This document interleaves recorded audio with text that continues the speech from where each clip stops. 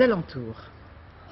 La décentralisation, chère à Jean-Pierre Raffarin, aujourd'hui le Premier ministre a annoncé concrètement les différents transferts de compétences de l'État vers les collectivités locales, une réforme de très grande ampleur, avec peut-être ce chiffre à retenir, plus de 150 000 fonctionnaires seront décentralisés à terme. Lors de ces assises des libertés locales, les présidents de régions de gauche ont brillé par leur absence. Jean-Baptiste Prédaly, Laurent Esnault. Aujourd'hui, la décentralisation concernait d'abord le gouvernement. 16 ministres, pas moins. Certains ont pris le train, d'autres leur voiture de fonction. Pour tous, direction Rouen pour quelques heures et surtout pour la synthèse des 26 débats sur la décentralisation organisés depuis 5 mois. Pas très loin, des manifestants rappelaient les préoccupations sociales du moment.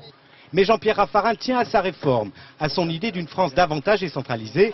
Et aujourd'hui, avant le détail, il y a eu le rappel des principes.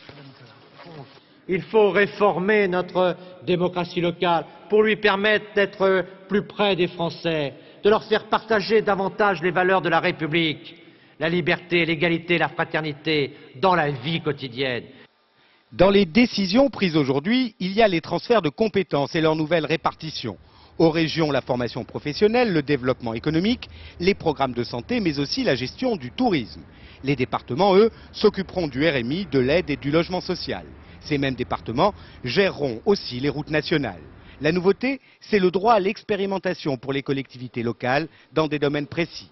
L'objectif, c'est que les Français puissent identifier les responsabilités. Eh bien, à la suite de la décentralisation, il y aura une clarification des compétences.